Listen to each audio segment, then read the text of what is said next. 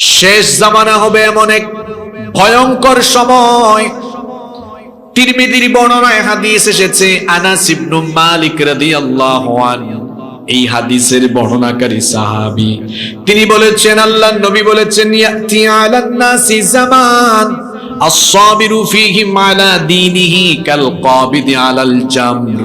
আল্লাহর নবী বলেছেন, খুব শীঘ্রই মানুষের উপরে এমন এক জামানা আবির্ভূত হবে, যেই জামানায় ঈমানের উপরে টিকে থাকা ঠিক ততটাই কঠিন হবে যেমন করে জ্বলন্ত কয়লার উপরে দাঁড়িয়ে থাকা যত কঠিন, ঈমানের উপরে অবিচল থাকা হয়ে যাবে তার চাইতে আরো কঠিন। কেননা সেই সময়টা হবে ফিতনার জামানা। সামনে ফিতনা, পিছনে ফিতনা, ডানে বামে সব দিকে সর্বনাশা। চতুর্মুখী ফিতনায় মানুষ আচ্ছন্ন হয়ে যাবে। ফিতনাময় জামানায় মানুষের অবস্থা এমন হবে। অন্য হাদিসে আল্লাহর নবী বলেছেন, আল্লাহর হাবিব বলেছেন, ইউসবিহুর রাজুলু মুমিনা ওয়া ইউমসি কাফিরা।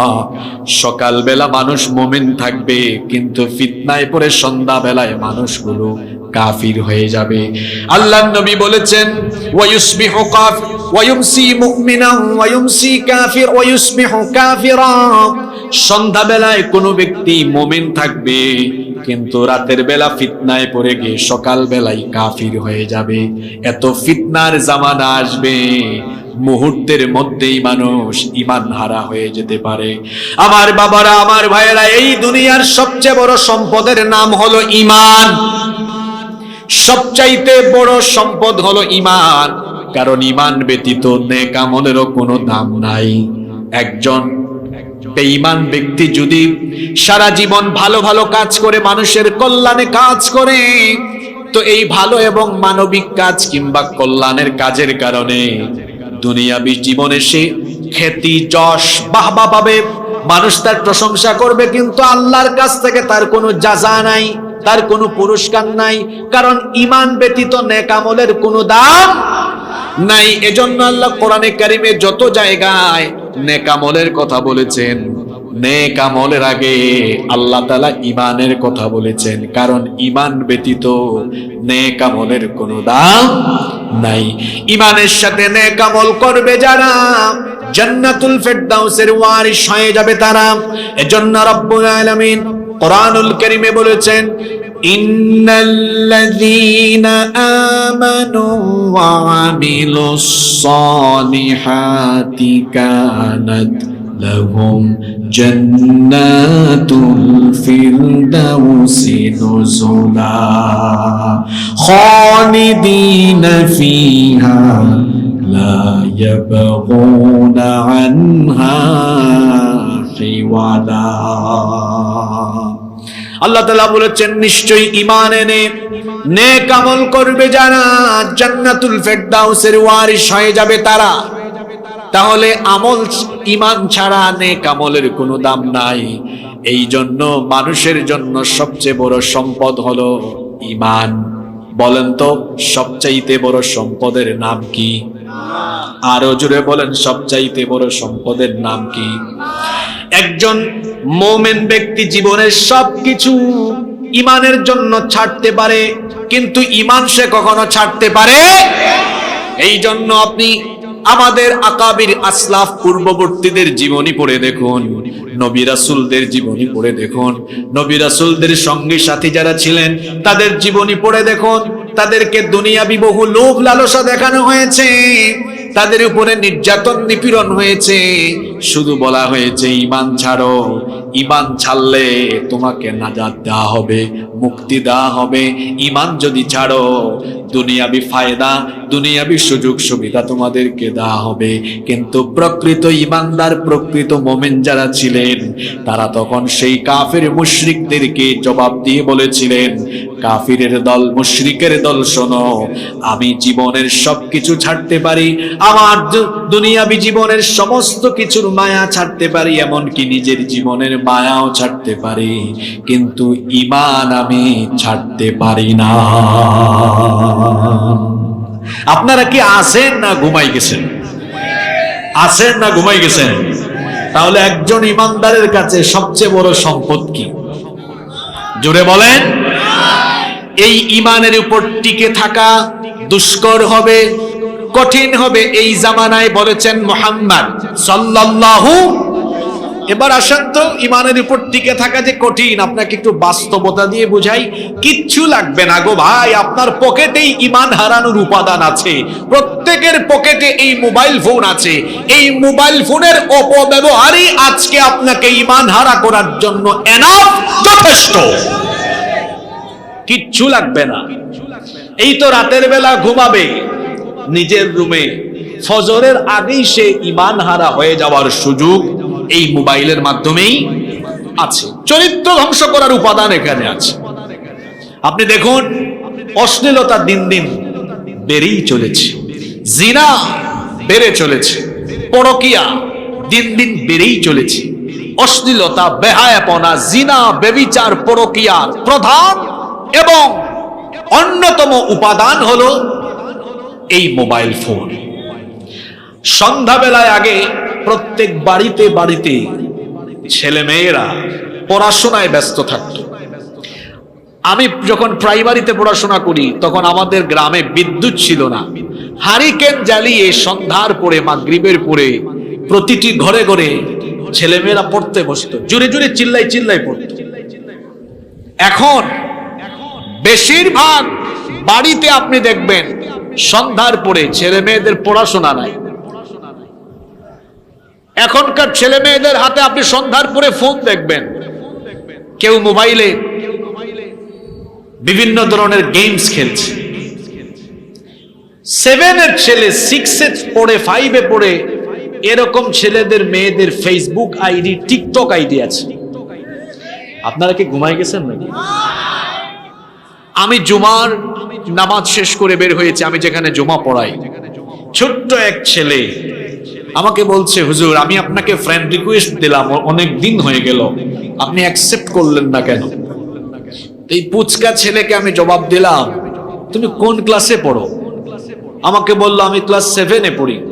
বললাম তুমি ক্লাস 7 পড়ো, তোমার ফেসবুক আইডি আছে? আমাকে বললো হুজুর একটা না 2টা আছে। বললাম 2টা কেন? বলল হুজুর আমার তো একটার 5000 ফিল আপ হয়ে গিয়েছে, এই জন্য আমি আরেকটা খুলেছি। আমি বললাম তুমি তো আমার থেকে আরো বড় সেলিব্রিটি, কারণ আমার নিজের ফেসবুক আইডি একটা, তোমার আইডি 2টা। যে একটা আছে ওইটাও চালানোর সময় নাই। কয় হুজুর কি বলেন? আমি তো খুব অ্যাক্টিভ সারাক্ষণ, হ্যাঁ আমি ছবি দেই, পোস্ট করি, লাইক দেই, শেয়ার করি। আমি বললাম মেসেঞ্জারে কি আর কিছু করো? এখন আর কিছু বলে না। স্কুলে কলেজে ছেলেমেয়েরা পড়ছে, মোবাইল ফোন এটা বহন করা কি খুব কঠিন? জবাব দেন না কেন আপনারা? এটা কি খুব ভারী জিনিস? এটা খুব ভারী জিনিস। কত? 100 গ্রাম, 120 গ্রাম, 150 গ্রাম হবে? এর চেয়ে বেশি হবে এর ওয়েট? 100-150 গ্রামের মোবাইল। কিন্তু বিশ্বাস করেন 100-150 গ্রাম ওজনের মোবাইল দিয়ে যে পরিমাণ পাপ হয়, যে পরিমাণ গুনাহ হয়, এই পাপ আর গুনাহকে মিজানের পাল্লায় রাখলে কত যে ভারী হবে এটা কল্পনাও করা যাবে না। আমি বলছিলাম আখিরি জামানায় আছি আমরা, শেষ জামানায় ঈমান বাঁচানো হবে অনেক কঠিন। প্রযুক্তির অপব্যবহার, মোবাইল ফোনের ফিতনা, এগুলো দাজ্জালের তরফ থেকে আসা অন্যতম ফিতনা। অর্থাৎ দাজ্জালকে যারা অনুসরণ করে, দাজ্জালের অনুসরণকারীদের থেকেই কিন্তু এ ধরনের চরিত্র বিধ্বংসী প্রযুক্তি পৃথিবীতে লঞ্চ হচ্ছে।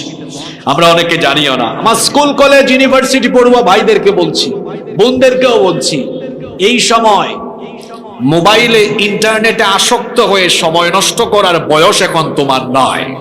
তোমার এই বয়স হলো পড়াশোনার, গবেষণার। আমাদের দেশ থেকে ছেলেমেয়েরা পড়াশোনা করে, আমাদের দেশের ছেলেরা কেন মোবাইল আবিষ্কার করতে পারে? কেন তারা বিভিন্ন অ্যাপস আবিষ্কার করতে পারে না? আজকে ফেসবুকে, ইউটিউবে দিনের পক্ষে কোনো কন্টেন্ট তৈরি করা যায় না, কোনো বক্তৃতাও করা যায় না। দেখা যায় আইডি সহ, পেজ সহ গায়েব হয়ে যায়। এটা যারা ইন্টারনেটে অ্যাক্টিভ থাকেন তারা আপনারা জানেন। আজকে এই যে আমরা আছি, আমরা সব কথা বলতেও পারি না। সব জায়গায় এখন নিয়ন্ত্রণ চলছে, কিন্তু আমাদের মুসলমান ছেলেমেয়েরা যদি পড়াশোনা করে উচ্চ শিক্ষিত হয়ে এরা যদি বিজ্ঞানী হয়, এরা যদি বিভিন্ন জিনিস আবিষ্কার করে, এটা তো মুসলমানদের কল্যাণেই কাজে লাগবে, ঠিক কিনা বলেন? এজন্য আমি তরুণ যুবক ছেলেদেরকে বলবো, যারা পড়াশোনা করেন ছাত্রছাত্রী ভাই বোনদেরকে বলবো, মোবাইল ফোনে আসক্ত হয়ে এই বয়সটাকে আপনি শেষ করে দিবেন না। শুধু যে ইয়াং জেনারেশন মোবাইলে আসক্ত সেটা কিন্তু নয়, কি শিশু কিশোর যুবক আর কি বুড়া মানুষ বলেন, এখন সবাই এই ফোনে আসক্ত হয়ে গেছে। কি করে আসক্ত হয়েছে আমি আপনাদেরকে বলি। আগে বিভিন্ন বাড়িতে বিবাহের অনুষ্ঠান হলে বা সামাজিক বিভিন্ন অনুষ্ঠান হয় না, সামাজিক অনুষ্ঠানে গেলে মানুষ একসাথে বসতো, গল্প করত, একজন আরেকজনের খবর নিত। কিন্তু এখন দেখবেন কোন সামাজিক অনুষ্ঠানেও মানুষ একত্রিত হলে কেউ কারো দিকে তাকায় না, সবাই নিচের দিকে তাকায় নিজের ফোন স্ক্রল করে, একজন আরেকজনের সাথে কোনো কথাবার্তাও বলে না। এরকম পরিবেশ আছে না নাই? এই যে আপনাদের গুভিপুর বা আশেপাশের গ্রামে দেখবেন বিকেলবেলা গাছতলায় বটতলায় এরকম ফুটবল মাঠে স্কুলের মাঠে ছেলেরা একত্রিত হয়ে টিকটক ভিডিও বানায়, গেমস খেলে, খেলা হয় আইপিএল ইন্ডিয়ায়, আর জুয়ার বাজি ধরে তারা গুভিপুরে মেহেরপুরে। জুয়ায় আসক্ত হয়ে যাচ্ছে ইয়াং জেনারেশন, এরা ফ্রি ফায়ারে আসক্ত হয়ে যাচ্ছে, এরা পাবজিতে আসক্ত হয়ে যাচ্ছে, তথ্য প্রযুক্তির অপব্যবহারে নিজেদেরকে তারা ধ্বংস করে দিচ্ছে। আমার ইয়াং জেনারেশনকে আমি বলবো, ভাইয়েরা আমার, এই মোবাইল আগেই তো বলেছি এটার ওয়েট খুব, কথা বলেন, ওয়েট খুব, ওজন খুব কম, কিন্তু যে পাপগুলো করো এটা দিয়ে, এই পাপের ওজন অনেক। আবার মোবাইল দিয়ে গোপনে গুনাহ হয় বেশি, মোবাইল দিয়ে গোপনে গুনাহ হয় বেশি, প্রকাশ্যে গুনাহ হয় কম, গোপনে গুনাহ হচ্ছে বেশি। যারা নীরবে নিভৃতে একাকী গুনাহ করেন, আল্লাহকে ভয় করুন। আল্লাহর নবীর একটা হাদিস আপনাদেরকে শোনাই।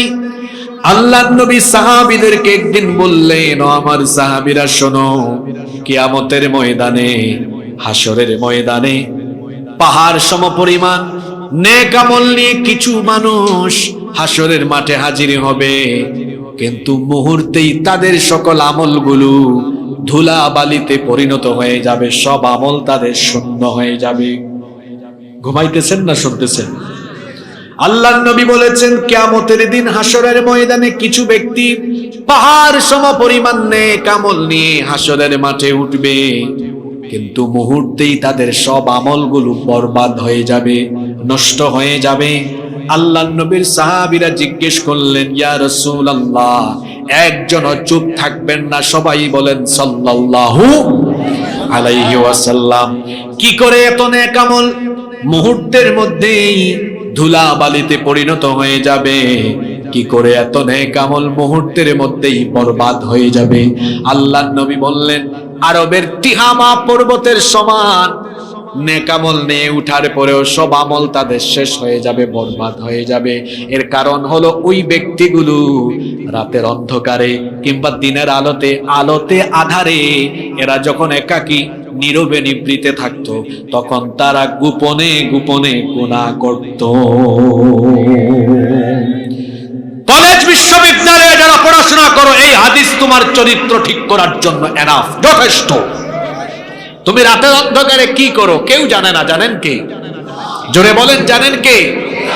রব্বুল আলামিন কোরআনুল কারীমে বলছেন, ইন্নাল্লাহা লা ইয়াখফা আলাইহি শাইউন ফিল আরদি ওয়ালা ফিস সামা। আসমান জমিনে যা কিছু হয় আল্লাহর কাছে কোনো কিছুই গোপন নাই। অন্য আয়াতে আল্লাহ তাআলা আরো সুন্দর করে বলেছেন, আওয়ালা ইয়ালামুনা আন্নাল্লাহা ইয়ালামু মা ইউসিরুনা ওয়া মা ইউআলিনুন। তারা কি জানে না তাদের গোপন আর প্রকাশ্য সব খবর যার কাছে আছে তিনি কে? সব খবর আল্লাহর কাছে আছে।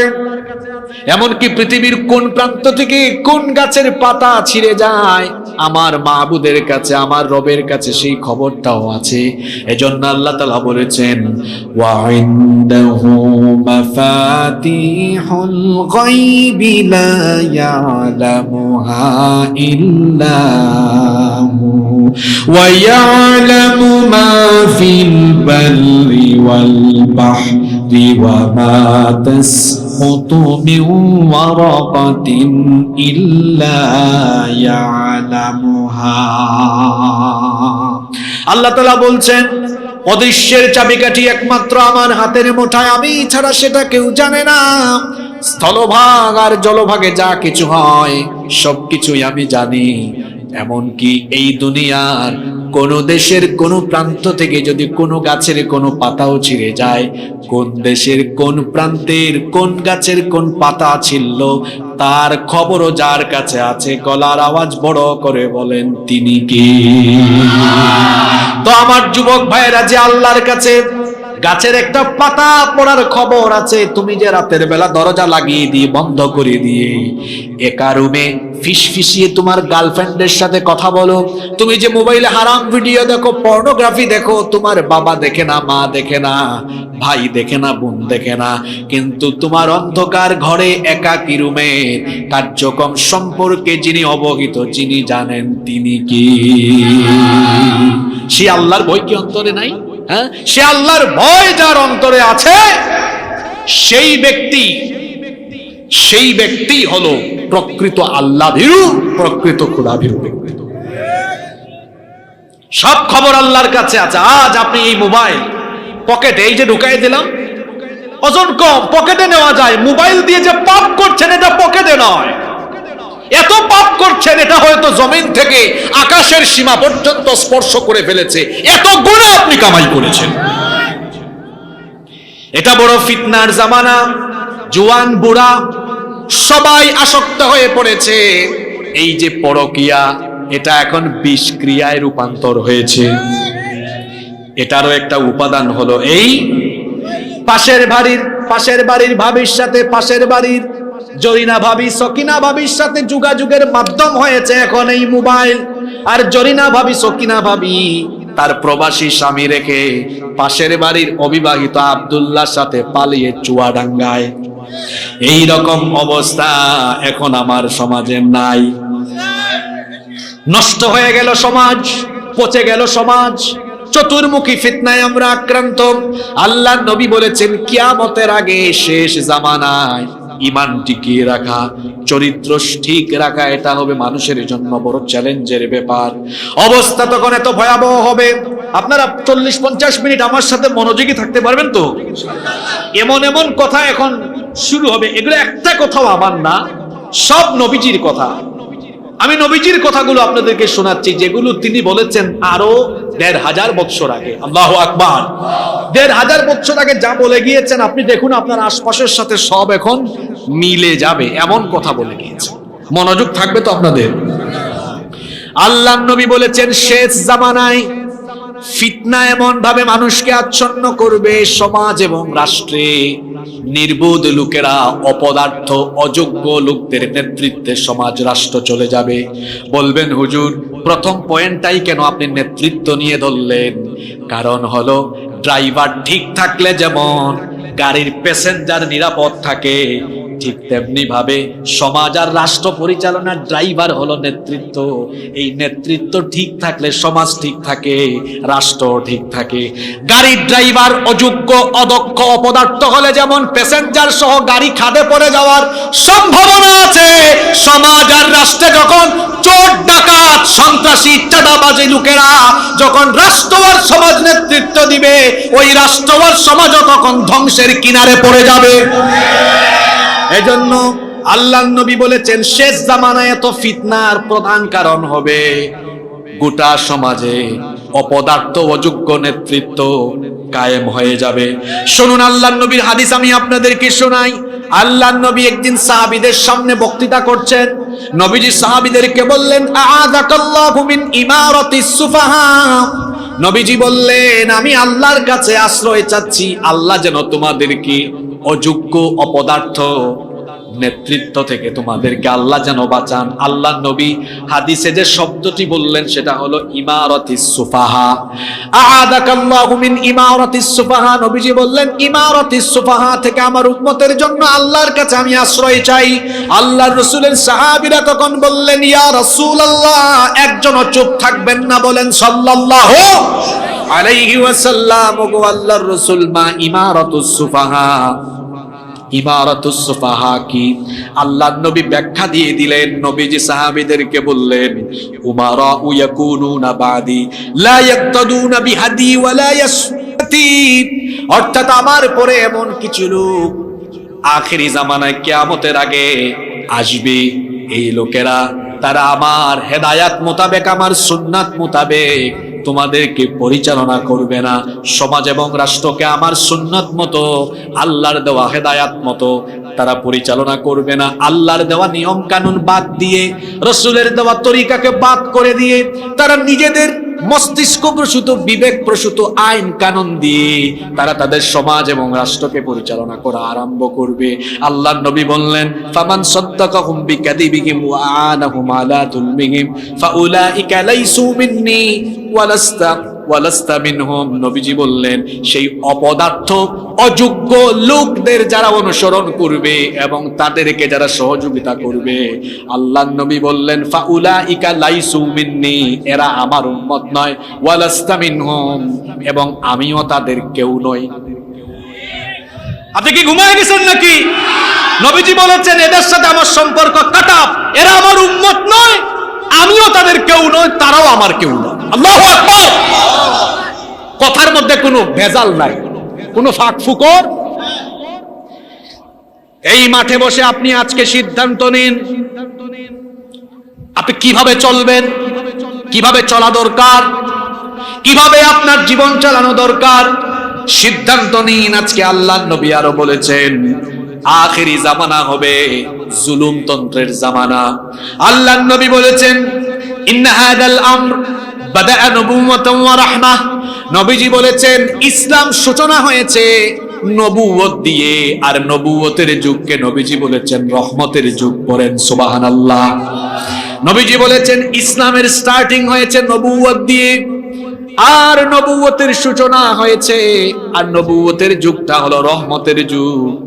নবুয়তের যুগকে নবীজি বলেছেন রহমতের যুগ। আল্লাহর নবী বলেছেন সুম্মা ইয়াকুনু খিলাফাতান ওয়া রাহমা। এরপরে নবুয়তের যুগের পরে আসবে খিলাফতের যুগ। দেখেন এই কথাটা নবীজি জীবদ্দশায় বলেছেন, কিন্তু যেভাবে বলেছেন হুবহু সেভাবে কথাগুলোর বাস্তবায়ন হয়েছে। নবীজি বলেছেন ইসলাম সূচনা হয়েছে নবুয়ত দিয়ে, নবীজির নবুয়ত আর রিসালত দিয়ে। আল্লাহ নবী বলেছেন নবুয়ত আর রিসালতের যুগ হলো রহমতের যুগ, আর নবুয়ত আর রিসালতের যুগের পরে দুনিয়াতে আসবে খেলাফতের যুগ। বলেন তো নবীজির পরে দুনিয়ায় খেলাফত ছিল কি ছিল না? আরো আসতে বলেন ছিল কি ছিল না? নবীজি বলেছেন সুম্মা ইয়াকুনু মুলকান আদুদা। যারা পড়াশোনা করেছেন তারা জানেন, নবীজি বললেন এরপরে খেলাফতের যুগের পরে পৃথিবীতে আসবে রাজতন্ত্রের যুগ। আমরা যারা ইতিহাস পড়েছি তারা জানি নবুয়তের যুগের পরে ছিল খেলাফতের যুগ, খেলাফতের যুগের পরে ছিল রাজতন্ত্রের যুগ। আল্লাহর নবী বলেছেন রাজতন্ত্রের যুগের অবসান হওয়ার পরে সুম্মা কানা জিবরিয়াতান ওয়া উতুওয়ান ওয়া ফাসাদান ফিল আরদ। এরপরে পৃথিবীতে আসবে ফাসাদময় জুলুমতন্ত্র আর স্বৈরতন্ত্রের জামানা। কথাগুলো কি পৃথিবীর সাথে মিলে কি মিলে না? আপনি আবার নিজের কাঁধের উপরে নিয়ে আসেন, কারণ আমার সমাজে এরকম পচা নিকৃষ্ট কিছু লোক আছে, কুরআন হাদিসের কথা সে জোর করে তার মাথার উপরে নিয়ে নেয়। হুজুর বলে এক কথা, হুজুর যখন কুরআন হাদিসের কথাগুলো বলে, হুজুর তার নামও বলে না, কিন্তু সে নিজেই তার চরিত্রের সাথে মিলায়া নেয়। এমন মানুষ আছে না নাই? আল্লাহর নবী বলেছেন ইসলাম সূচনা হয়েছে, হাদিসটা মুখস্থ করেন। নবীজি বলেছেন ইসলামের সূচনা হয়েছে নবুয়ত দিয়ে। বলেন কি দিয়ে? বলেন কি দিয়ে? নবুয়ত দিয়ে। এরপরে নবীজি বলেছেন সুম্মা ইয়াকুনু খিলাফা। এরপরে আসবে খিলাফতের যুগ, সেটাও হবে রহমতের যুগ। সুম্মা ইয়াকুনু মুলকান আদুদা। এরপরের যুগ হলো রাজতন্ত্রের যুগ। সুম্মা ইয়াকুনু জাবরিয়াতাও ওয়া উতুম্মান ওয়া ফাসাদান ফিল আরদ। এরপরের সময়টা হলো ফাসাদ, জুলুমতন্ত্র আর স্বৈরতন্ত্রের জামানা। যেই যুগের মানুষেরা নিজের আইনের বিরুদ্ধে, নিজের মতের বিরুদ্ধে গেলে সহ্য করতে না পেরে মানুষের উপরে হিংস্র হায়েনার মতো ঝাঁপিয়ে পড়বে, এমন জালিম আজকে দুনিয়াতে আছে না নাই? তাহলে এটা শেষ জামানার, জোরে বলেন, শেষ জামানার আলামত। আল্লাহর নবী বলেছেন শেষ জামানা হবে, বড় ভয়ঙ্কর জামানা। সেই জামানায় ফাহেশা কাজ বেড়ে যাবে, বেবিচার বেড়ে যাবে। এজন্য নবীজি বলেছেন, আল্লাহর নবী বলেছেন, লা তাকুমুস সাআহ হাত্তা ইয়াযহারাল ফাহশ। ততদিন পর্যন্ত কিয়ামত হবে না যতদিন না অশ্লীলতা, বেহায়াপনা সমাজের রন্ধ্রে রন্ধ্রে ছড়িয়ে যায়। আমার বাবারা, আমার ভাইয়েরা, পুরুষোচিত কণ্ঠে জবাব দিয়ে বলেন তো, সমাজে এখন অশ্লীলতা কম না বেশি? বাসা থেকে বের হয়ে ওযু করে বের হবেন তো ওযু ঠিক রাখাও কঠিন। অশ্লীলতা রাস্তার মুড়ে মুড়ে, বিলবোর্ডে, সাইনবোর্ডে, ফেস্টুনে, সব জায়গায়, পত্রিকা পড়েও শান্তি পাবেন না, বিনোদন পাতায় আছে অশ্লীলতার বেহায়াপনা। ম্যাগাজিন হাতে নিবেন, ওখানেও আছে উলঙ্গপনা, নগ্নতা, অর্ধনগ্নতা। রাস্তাঘাটে বিলবোর্ড, সাইনবোর্ড, ফেস্টুন, চতুর্দিকে দেখবেন। আপনি ইউটিউবে ভালো একটা ভিডিও দেখেন, নিচে দিয়ে আরো 3টা খারাপ ভিডিও। নিজের চোখের হেফাজত করাও এই যুগের চ্যালেঞ্জের ব্যাপার। আপনি একটা ওয়াজ শুনবেন, সেখানেও দেখবেন সেই ভিডিওর নিচে আজে বাজে ভিডিও চলে এসেছে। এই রকম করে চতুর্দিকে ফাহেশা কাজ, চতুর্দিকে ফাহেশা কাজ। একটা হাদিস আপনাদেরকে শোনাই, আল্লাহর নবী কি বলেছেন শুনেন। শেষ জামানায় অশ্লীলতা, বেবিচার, বেহায়াপনা এমন ভাবে সমাজে ছড়িয়ে পড়বে, নবীজি বলেছেন, হাত্তা তুজাদুল মারআতু নিহারান জিহারান তুনকাহু ওয়াসাতাত তরিকি লা ইউনকিরু যালিকা আহাদা। আল্লাহর নবী বলেছেন, প্রকাশ্যে দিনে দুপুরে, প্রকাশ্যে দিনের বেলায়, দিনে দুপুরে নারী পুরুষ রাস্তার মধ্যে বেবিচার করবে। এটা দেখেও মানুষ, এই চিত্র দেখেও মানুষ ওখানে গিয়ে বাধা দিবে না। এই হাদিসের সাথে মিলান আমার দেশের বটমূল পার্ক, আমার দেশের ওই যে ঢাকার হাতির ঝিল, রমনার বটমূল, এরপরে বিভিন্ন বিশ্ববিদ্যালয়ের, পাবলিক বিশ্ববিদ্যালয়ের ক্যাম্পাসে কবুতরের জুড়ার মতো অবিবাহিত ছেলে মেয়েরা বসে বসে বাদাম খায়, বিশ্ববিদ্যালয় প্রশাসন কিছু বলে না। বিভিন্ন পার্কের মধ্যে দেখবেন কলেজের, স্কুলের, কলেজের, ইউনিভার্সিটির ছেলে মেয়েরা কবুতরের জুড়ার মতো বসে বসে, অবিবাহিত ছেলেরা বাদাম খায়। যেগুলা বলতেছি এগুলা বাস্তব না অবাস্তব? নবীজি বলেছেন কিয়ামতের আগের জামানায় রাস্তাঘাটে এগুলো ঘটবে। লা ইউনকিরু যালিকা আহাদ, কেউ এটা দেখেও বাধা দিবে না। আল্লাহর নবী বলেছেন ওয়ালা ইউগাইয়িরুহু, এগুলো প্রতিরোধের জন্য কাজ করবে না। ফায়াকুনু আমসালাহুম, এদের উদাহরণ হবে এই। আল্লাহর নবী বলেছেন ফায়াকুনু আমসালাহুম ইয়াউমা ইদিনিল্লাযী ইয়াকুল লাউ নাহাইতাহা আনিত তরিকি কলিলান ফাযালিকা ফীহিম মিসলা আবী বকরিন ওয়া উমর। আল্লাহর নবী বলেছেন সেই জামানায় যে ব্যক্তি অশ্লীলতায় বেহায়াপনায় শামিল হওয়া ছেলে মেয়েদেরকে বা লোকদেরকে গিয়ে বলবে, তুমি যদি রাস্তাঘাট থেকে সরে গিয়ে লোকচক্ষুর অন্তরালেও এই কাজটা করতে ভালো হতো, তাও সমাজ এই নোংরামি থেকে বেঁচে যেত। আল্লাহর নবী বলেছেন এতটুকু কথাও শেষ জামানায় যে ব্যক্তি বলতে পারবে সে হলো শেষ জামানার আবু বকর, শেষ জামানার ওমর। এখানে আমরা গিয়ে বাধা দিতে পারি না, আমরা এই সব কাজে বাধা দিতে পারি না। আমরা নীতিমালা আরোপ করতে পারি, বরং যেখানে আলেম উলামাগণ অশ্লীলতা, বেহায়াপনা, যৌতুক, মাদকের বিরুদ্ধে কথা বলেন, সেখানে আরো সুযোগ পেলে আমরা প্রতিবন্ধকতা তৈরি করার চেষ্টা করি। আপনি বন্ধ করার জিনিস পান না, আপনি বন্ধ করলে হাতির ঝিলের এই বেহায়াপনা বন্ধ করুন, আপনি যৌতুক বন্ধ করুন, মাদক বন্ধ করুন, জুয়া বন্ধ করুন, অশ্লীলতা, বেহায়াপনা, নোংরামি বন্ধ করুন। আপনি বন্ধ করার জিনিস পান না, আপনি বিভিন্ন জায়গায় দেখা যায় কোরআনের মাহফিল বন্ধ করে দেন। বরং আপনার উচিত ছিল আপনার বলা, কমিটিকে বলা, কোন হুজুরকে দাওয়াত দিয়েছো, ওই হুজুরের ফোন নাম্বার দাও, হুজুরের সাথে আমি যোগাযোগ করি, পারলে দেখা করি। আমার এলাকায় জুয়া বেশি, আমার এলাকায় সুদ বেশি, যৌতুক বেশি, হুজুরকে একটু নোট দেই, তিনি যেন তার আলোচনার ভেতরে 20-30 মিনিট এগুলো নিয়েও কথা বলে। আপনার উচিত ছিল এভাবে সহযোগিতা করা, না করে গান বাজনা এবং অমুসলিম ভাই বোনদের প্রোগ্রামে উল্টা প্রোটেকশন, আর সংখ্যাগরিষ্ঠ মুসলমানের দেশে মুসলমানদেরকে অবাধ দিন চর্চায় আপনি বাধা বিপত্তি সৃষ্টি করবেন। এটা তো আসলে এদেশের মানুষের আবেগ অনুভূতির সাথে মিলে না, ঠিক কিনা? এদেশে যত অমুসলিম বসবাস করেন তাদেরকে রাষ্ট্রীয়ভাবে নিরাপত্তা দেওয়া রাষ্ট্রের দায়িত্ব, এবং সংখ্যাধিক্য যেহেতু এদেশে মুসলমানদের উচিত হলো অমুসলিমদেরকে শ্রদ্ধা করা, ভালোবাসা, তাদের সাথে সুন্দর সম্পর্ক রাখা। সাম্প্রদায়িক দাঙ্গা যেন আমাদের মধ্যে লেগে না যায়, কারণ ইসলাম কখনো অন্য ধর্মকে গালিগালাজ করা, অন্য ধর্মের ভাই বোনদেরকে নিয়ে ঠাট্টা করা, উপহাস করা, অন্য ধর্মের দেবতাদেরকে গালি দেওয়া, এই শিক্ষা ইসলাম কোনোদিনও আমাদেরকে দেয় না। বরং অমুসলিম যারা, ভিন্ন ধর্মাবলম্বী যারা, তাদেরকে তাদের ধর্মীয় অধিকার, নাগরিক অধিকার সেগুলো নিশ্চিত করা, এটি মুসলমান রাষ্ট্রপ্রধান থাকলে তারও দায়িত্ব, প্রতিটি মুসলমানেরও দায়িত্ব হলো অমুসলিমরা যেন তাদের কাছে নিরাপদ থাকে। এটা আমরা করি। এ ধরনের পরমত সহিষ্ণুতা একমাত্র পৃথিবীর মুসলমানদের কাছে আছে। আপনি পৃথিবীর ইতিহাস পড়ে দেখুন, পৃথিবীতে মুসলমানরা হচ্ছে সবচাইতে পরমত সহিষ্ণু জাতি। এই ভারতীয় উপমহাদেশকে মুসলমানরা শাসন করেছে সুদীর্ঘ 800 বছর। ভারতে গেলে আপনারা সুন্দর সুন্দর যা কিছু দেখেন, এই আগ্রার তাজমহল, কুতুব মিনার, শীষ মিনার, দিল্লির শাহী জুমা মসজিদ সহ ভারতবর্ষের সুন্দর সুন্দর সব স্থাপনা মুসলমানদের হাতে গড়ায়, সব মুসলমানরা করেছে।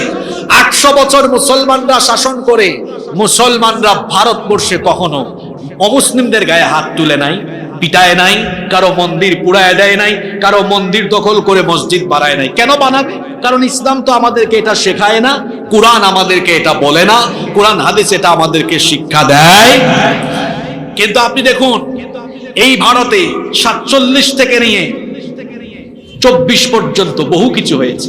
জয় শ্রীরাম না বলায় তাবরিজকে পিটিয়ে পিটিয়ে হত্যা করা হয়েছে। মুস্কান নামের এক বোনকে কলেজের মধ্যে কিভাবে তাকে হেনস্থা করা হয়েছে আপনারা দেখেছেন। আমাদের বাবরি মসজিদকে দখল করে রাম মন্দির বাড়িয়ে দেওয়া হয়েছে। আমি এটাও তুলনা দিচ্ছি, উপমা দিচ্ছি। আমরা 800 বছর আমাদের পূর্বপুরুষরা ভারতকে শাসন করে গিয়েছে, আমরা এগুলো করি নাই। কেন করি নাই জানেন? কুরআন, হাদিস, ইসলাম আমাদেরকে এটা শেখায় না। গোপীপুরে যদি হিন্দুদের মন্দির থাকে, সেই মন্দির পাহারা দেওয়া গোপীপুরের মুসলমানদের দায়িত্ব। কোরআন হাদিস এটাই আমাদেরকে শেখায়। তো আমরা তো পরমত সহিষ্ণুতার কথা বলি, আমরা অন্য ধর্মাবলম্বীদেরকে শ্রদ্ধা করার, সম্মান করার কথা বলি। এজন্য অমুসলিমেরা আমাদের কাছে আসে, আমাদের মাহফিলেও তারা আসে। এমনকি আমরা বহু অমুসলিমদেরকে মানবিক কাজেও সহযোগিতা করি। আপনার এটার সাক্ষী। আমরা করি কি করি না? করি। তাহলে যে দিন, যে কোরআন, যে ইসলাম আমাদেরকে মানবিকতা শেখায়, আমাদেরকে পরমত সহিষ্ণুতা শেখায়, সম্প্রীতি শেখায়, মানবতাবোধ শেখায়, মনুষ্যত্ববোধ শেখায়, উত্তম চরিত্রবান হওয়ার কথা বলে, সেই দিনই প্রোগ্রামগুলো বাস্তবায়নের জন্য প্রত্যেকটি মুসলমানের প্রতিটি স্থান থেকে সহযোগিতার দরকার আছে না নাই? আল্লাহ যেন এই কথাগুলো সকল মহলের লোকদেরকে উপলব্ধি করার তৌফিক দান করেন। আমরা সবাই বলি আমিন। সম্মানিত ভাইয়েরা, বলছিলাম যে শেষ জামানায় অশ্লীলতা, বেহায়াপনা, নোংরামি বাড়বে। এমনকি শেষ জামানায় মসজিদের মতো পবিত্র জায়গায় ফিতনা আরম্ভ হয়ে যাবে। আখেরি জামানায় মসজিদের ভেতরেও ফিতনা আরম্ভ হয়ে যাবে। বলেন, এখন আমাদের সমাজের মসজিদগুলোতে ফিতনা আছে না নাই? আমাকে সভাপতি বানালো মসজিদে, কত বড় সাহস! আমার বংশ কি কম? চলো এই মসজিদে থাকবো না, আমরা আরেকটা মসজিদ বানাই। কি বলেন, এরকম আছে না নাই? আমি এই গত বছর নভেম্বরে আমাদের দেশের এক জায়গায় মাহফিলে গিয়েছি। আমি এলাকার নাম না বলি। তারা বললেন, হুজুর আমাদের এলাকায় কিন্তু 9টা মসজিদ। ভাবছিল এই কথা শুনে হুজুর বলে, মাশাআল্লাহ মাশাআল্লাহ। আমি বললাম, ভাই আপনাদের এলাকায় 9টা মসজিদ মানে হচ্ছে আপনাদের এলাকার মধ্যে অনৈক্য বেশি, অস্থিরতা বেশি। আমাকে বললো, হুজুর আপনি কেমনে বুঝলেন? বললাম, এই যে আপনি 9 মসজিদ বলছেন তো বুঝে ফেলছি। জিজ্ঞেস করলাম জনসংখ্যা কত? যে জনসংখ্যার কথা আমাকে বলেছে, এই জনসংখ্যা দিয়ে এক মসজিদ কামান না হলেও 2টা দিয়ে এনাফ হইতো। তো আমাকে বলে, হুজুর আপনি ধরে ফেলছেন। আসলে নয়, মসজিদ হওয়ার পেছনে সামাজিক কুন্দলও আছে, রাজনৈতিক কুন্দলও আছে, আবার এলাকাগত বংশীয় কুন্দলও আছে। বলেন, মসজিদ নিয়ে এখন ফিতনা আমাদের সমাজে আছে না নাই?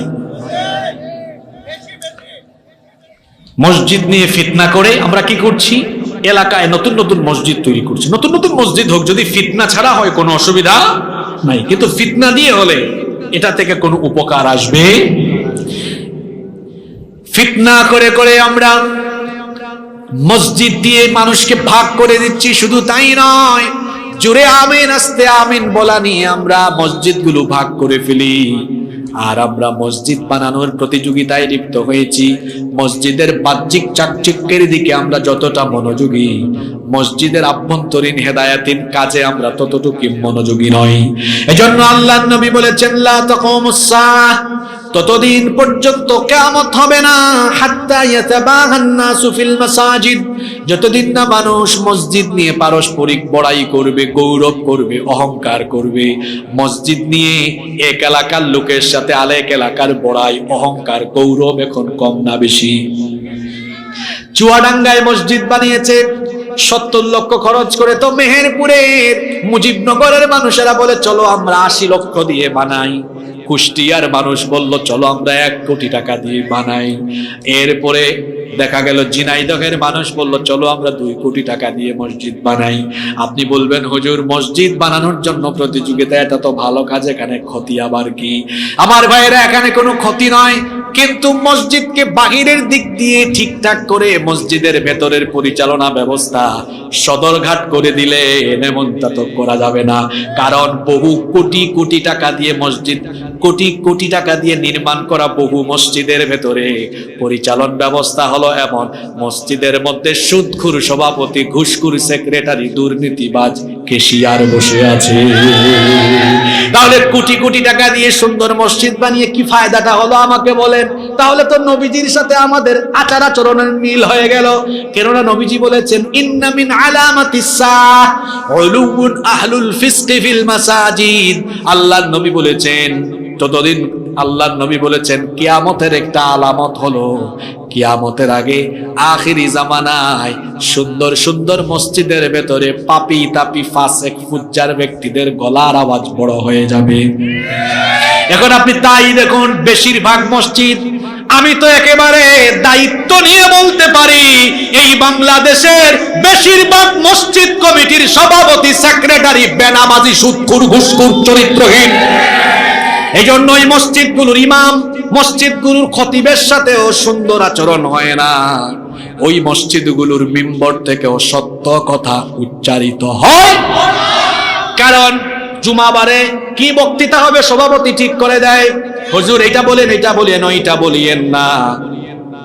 সভাপতির ঘরের সভাপতি, সেক্রেটারির ঘরের সেক্রেটারি, হুজুর কি বলবে তুই ঠিক করে দেওয়ার কে? তুই ঠিক করে দেওয়ার কে? তুই কুরআন হাদিস কতটুকু পড়েছিস, ঠিক কি না? তোর আউযুবিল্লাহ বিসমিল্লাহ পড়তে গেলে তোর ভুল হবে 20টা। আর যেই লোক 25 বছর 30 বছর তাফসীর হাদিস পড়ে এসেছে, তাকে তুই ঠিক করে দিস কোনটা বলবে কোনটা বলবে না। এটা ঠিক করে দিতে হবে পড়াশোনা করে, ওই জায়গায় গিয়ে তারপরে ঠিক করে দেয়। এরকম আছে না নাই? বেয়াদবিতে গোটা সমাজ পরিপূর্ণ হয়ে গেছে। চিন্তা করেছেন? এমনকি মাহফিলগুলোতে বড় বড় আলেমদেরকে দাওয়াত করে জাহেলরা আলেমদেরকে গাইডলাইন করে, এটা বলবেন এইটা বলবে না। জাহেল, তুমি কাকে ইনস্ট্রাকশন দিচ্ছ? ওই হুজুর কুরআন হাদিস 20 বছর 25 বছর পরে এই চেয়ারে বসেছে। তুমি সূরা ফাতিহা পড়তে গেলে তোমার ভুল হবে 30টা। তুমি বুখারীর উস্তাদকে বলো এইটা বলবেন ওইটা বলিয়ে। কথা বাস্তব না অবাস্তব? মাদ্রাসায় বুখারী পড়িয়েছে 30 বছর, সেই উস্তাদকে বসায়া তার মতো জাহেল বলে এইটা বলবেন ওইটা বলিয়েন না। ওই উস্তাদের, বুখারীর উস্তাদের পায়ের জুতার যে বালু আছে, বালু বহন করার যোগ্যতাও তো তোমার নয়। বেয়াদবে গোটা সমাজটা ভরে যাচ্ছে, ঠিক কিনা বলেন? কথাবার্তা, চাল চলন, আচার আচরণে বিনয়ের প্রকাশ হওয়া, এটা ভালো মানুষের আলাম। আল্লাহর নবী বলেছেন, আখেরি জামানায় কিয়ামতের আগে সুন্দর সুন্দর ওই মসজিদগুলোর ভেতরে পাপী তাপীদের, ফাসিকদের গলার আওয়াজ বড় হয়ে যাবে। ইমাম খতিবের গলার আওয়াজ ছোট, ওদের গলার আওয়াজ বড়। এজন্য দেখা যায় এই রকম অপদার্থ লোকদের ব্যবস্থাপনায় পরিচালিত মসজিদ থেকে সত্য কথা উচ্চারিত হয় না। এক মসজিদে হুজুর নতুন ইমামতিতে ঢুকলেন, শুক্রবার জুমার দিনে তিনি বয়ান আরম্ভ করলেন। তিনি সুদের খুতবা আরম্ভ করলেন, সুদ নিয়ে আলোচনা করছেন। কিছুক্ষণ পর তার মতো কাশি দিছেন। খতিব সাহেব, ইমাম সাহেব বিচক্ষণ ব্যক্তি ছিলেন, তিনি বুঝে ফেলেছেন, বুঝছি ওয়াজ আমার কমন পড়ে গিয়েছে। সঙ্গে সঙ্গে ঘুষের ওয়াজ আরম্ভ করলেন। কিছুক্ষণ পর সেক্রেটারি কাশি দিয়েছে, হুজুর বুঝলেন এখানে দেখতেছি ঘুষের ওয়াজও কমন। সাথে সাথে তিনি চলে গেলেন অন্য বিষয়ে, টপিক চেঞ্জ করে তিনি আলোচনা আরম্ভ করলেন। এবার তিনি আলোচনায় চলে গেলেন চাঁদাবাজি আর দুর্নীতি নিয়ে। কিছুক্ষণ পরে কেশিয়ার সাহেব কাশি মেরে দিয়েছে। হুজুর বলেন এটাও কমন পড়ে গেছে। ঘরের দিকে তাকায় দেখে 1:15। হুজুর বলেন আজকের আলোচনা এখানেই শেষ। ওয়াখির দাওয়ানা আনিল হামদুলিল্লাহি রাব্বিল আলামিন। এইরকম সুযোগ সুবিধাবাদী ইমামও কিন্তু আমার সমাজে আছে, যারা সুদখোর, ঘুষখোর, চাঁদাবাজ, দুর্নীতিবাজ, সভাপতি, সেক্রেটারি আর কেশিয়ারের ভয়ে চাকরি বাঁচাবার ধান্দায় রাসূলুল্লাহর পবিত্র মিম্বরে বসে সত্য কথা বলতে পারে না। যে ব্যক্তি মসজিদের মিম্বরে বসে সত্য কথা বলতে পারে না, তার উচিত হলো ইমামতির মতো, খতিবের মতো এত বড় পবিত্র দায়িত্ব ছেড়ে দিয়ে মাটি কেটে ভাত খাওয়া, অন্য চাকরি করা, ব্যবসা করে ভাত খাওয়া। রাসূলুল্লাহর পবিত্র মিম্বরে বসতে কোন চাঁদাবাজ, টেন্ডারবাজ, দুর্নীতিবাজকে ভয় করে সত্য কথা গোপন করা যাবে না। এক মসজিদ চলে যাবে, অন্য মসজিদ আসবে। বাংলাদেশ থেকে বের হয়ে যাবে, অন্য দেশে তার জায়গা হয়ে যাবে। রিজিকের ফয়সালা